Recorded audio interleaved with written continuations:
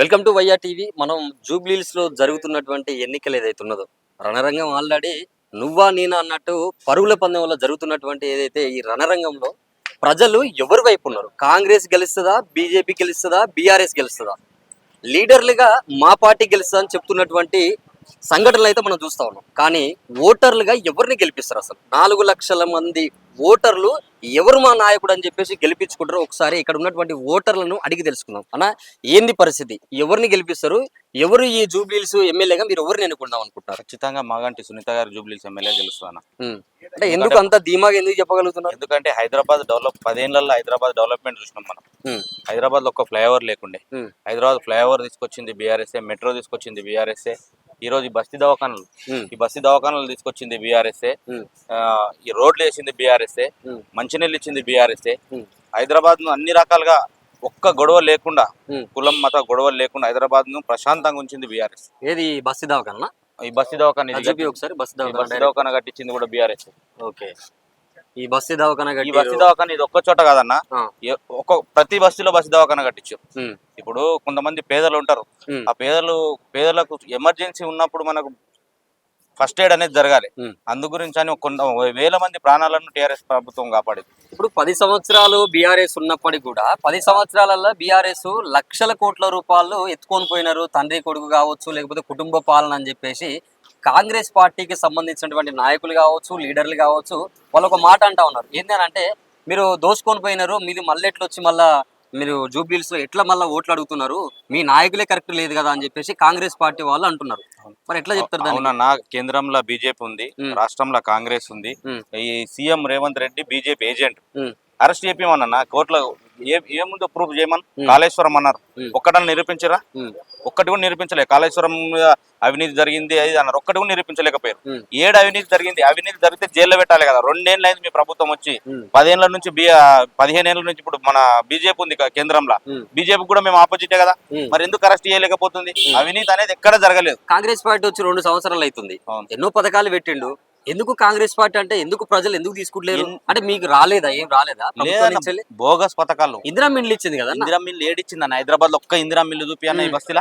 ఈ బస్తీలో కాదు, ఏ బస్తీలో కూడా ఇందిరా మిల్లు లేదు. ఇప్పుడు ఒక మాట చెప్పాలంటే బీఆర్ఎస్ అని చెప్పేసి అల్టిమేట్ గా అంటున్నారు కదా. కాంగ్రెస్ పార్టీ ప్రజాపాలనలో ఇందిరా మిల్లు ఇచ్చింది, మహిళలకు 2000 ఇస్తున్నాడు, 2000 పింఛన్ ముసలిళ్ళకి 4000 చేసిండు. ఇన్ని చేసినా కూడా ఎందుకు వ్యతిరేకత? 4000 పింఛన్ చేయలేదు. ఒక మాట మీరు ఆయన ఇగో 2000 అనే 4000 వేయలేదు, మా మహిళలకు 2500 ఇస్తున్నాడు, అవి ఇయ్యలేదు.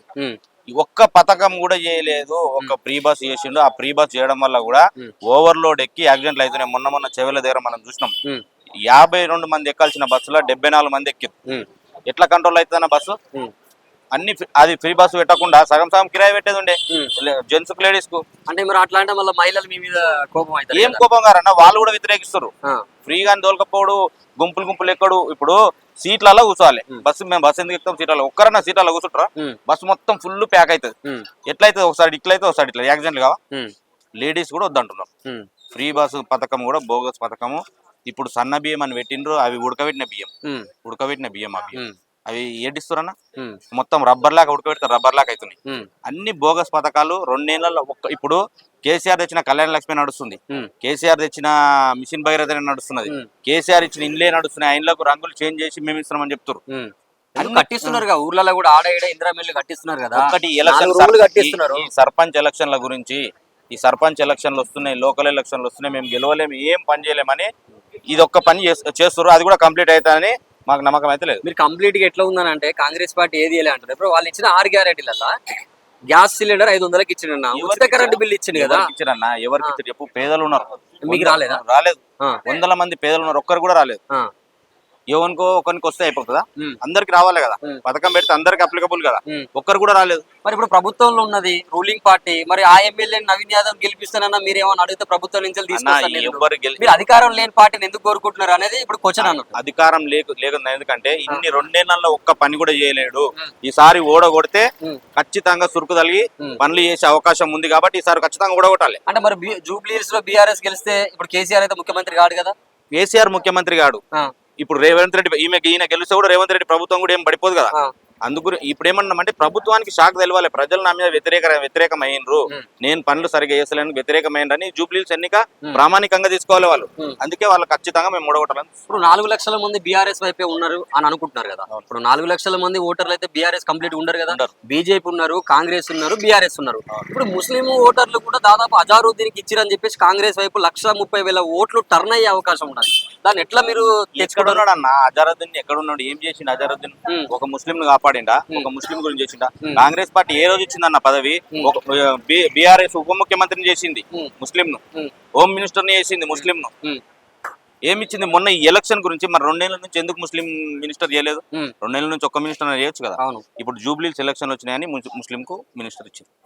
అజారుద్దీన్ మాట మీ వైపు ఉన్నారా? ముస్లింస్ ఉన్నారా మీ వైపు? ఖచ్చితంగా ఈ వైపే ఉన్నారు. ఎందుకంటే ముస్లింలను మంచిగా చూసుకున్నది, హైదరాబాద్ లో ఒక్క గొడవ లేకుండా చూసుకున్నది బీఆర్ఎస్ ప్రభుత్వమే కాబట్టి ముస్లిం ఇటువైపే ఉన్నారు. వాళ్ళు ఎవరైనా హైదరాబాద్ లో పని చేయడానికి బతకడానికి వస్తారు, ప్రశాంతత కోరుకుంటారు. రేవంత్ రెడ్డి మొత్తం తిరుగుతున్నాడు, కేటీఆర్ డోర్ టు డోర్ వస్తలేడు, అసలు కేటీఆర్ రోడ్ షోలనే చేస్తున్నాడు, మరి ఎందుకు మా నాయకులకి ఎందుకు వస్తలేడు అని చెప్పేసి అంటున్నాడు. ఒక ముఖ్యమంత్రి నిజంగానే అన్ని పనులు చేస్తుంటే 7 సార్లు ఒక నియోజకవర్గానికి నీ మీద నీకే నమ్మకం లేదు. 7 సార్లు ఒక నియోజకవర్గానికి నువ్వు మంచి పనులు చేస్తే అవసరమా? నువ్వు వాడుండి పిలిపిస్తే నిన్ను గెలిపేయాలి. ఎందుకు వస్తున్నావు? నీ భయంతో వస్తున్నావు. కేసీఆర్ కి ఆ భయం అవసరం లేదు, ఎందుకంటే వ్యతిరేకత పుట్టింది కాబట్టి కార్నర్ మీటింగ్లు పెడుతున్నాడు. నీకు భయం అయ్యి గల్లీకో మినిస్టర్ని పెట్టి గల్లీకో ఎమ్మెల్యేని పెట్టి చేస్తున్నావు, మరి నీకు అంత భయం ఎందుకు? నవీన్ యాదవ్ సింగిల్ గా కూడా మీకు అంత ముందుకు ఆయన ఇండిపెండెంట్ కూడా వేసిండు, దాదాపు మంచి ఓట్ బ్యాంకే తెచ్చుకున్నాడు. మరి ఇప్పుడు యువకుడు మీ దాంట్లో అంటే ఇక్కడనే పుట్టి పెరిగి మొత్తం అందరితో పరిచయం ఉన్న వ్యక్తి కదా, ఒక బీసీ బిడ్డ నవీన్ యాదవ్ మరి ఆయనని గెలిపించుకుంటే కొంత అవకాశాలు ఉంటాయి కదా. అట్లా అంటే ప్రజల నుంచి వచ్చేది కూడా అదే, తెలంగాణ రాష్ట్ర ప్రజలు కూడా అదే చూస్తున్నారు. ఎందుకు కంప్లీట్ గా ఇట్లా మాట్లాడుతున్నారు జనాలు అనేది ఒకటి. ఉప ఎన్నిక అనేది చాలా ప్రామాణికం అన్న.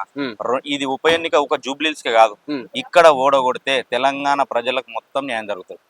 కాంగ్రెస్ ఓడగొడితే ఎందుకంటే వాళ్ళు 2 నెలల్లో ఏ పని చేయలేదు, ఇది ప్రామాణికము. ఈడ ఓడగొడితేనే మనకు ఖచ్చితంగా ఎంత మెజారిటీతో ఇప్పుడు సునీత 50,000 మెజారిటీతో గెలిపిస్తారు పక్కా. ప్రజలందరూ మీ వైపే ఉన్నారా? మీ వైపే. మా వైపు చెప్తారు జూబ్లీస్ 4 లక్షల మంది ఓటర్లకు మీరు ఏం చెప్పదలుచుకున్నారు? ఖచ్చితంగా హైదరాబాద్ ప్రశాంతంగా ఉండాలంటే, ఈ మనకు డ్రైనేజ్ వ్యవస్థ బాగా కావాలంటే, ఈ మనకు ఆయన ఇచ్చిన 6 గ్యారంటీలు 420 పథకాలు అవన్నీ అమలు కావాలంటే ఖచ్చితంగా మాగంటి సునీతక్కని గెలిపిస్తేనే అమలు అవుతాయి. ఈ ఎన్నికల నవీన్ యాదవ్ గెలుస్తున్నాగానే రేవంత్ రెడ్డి ఏం పడిపోడు కాబట్టి ఖచ్చితంగా సురుకు తలగాలి ప్రభుత్వానికి. ఓకే రైట్ అన్న, థ్యాంక్ యూ. ఇది మరి పరిస్థితి అయితే ఖచ్చితంగా బీఆర్ఎస్ నే అల్టిమేట్ విజయం మేము గెలిపిస్తాం, చూడండి ఒకసారి. ఎందుకంటే మాకు చేసినటువంటి పనులు ఆ విధంగా ఉన్నాయి కాబట్టి మేము కంప్లీట్ గా బీఆర్ఎస్ వైపే ఉంటామని చెప్తున్నారు. కానీ అల్టిమేట్ మాత్రం 14వ తారీఖు చూద్దాం ఎవరు గెలుస్తారు, ఎవరు ఓడతారు, ఎవరు ఈ జూబ్లీస్ గడ్డపై ఈ జూబ్లీస్ ప్రజలు 4 లక్షల మందిని ఎవరు పరిపాలిస్తారో ఆ ఎమ్మెల్యే ఎవరో అప్పుడు మనం చూద్దాం. చూస్తూనే ఉండండి వైఆర్ టీవీ.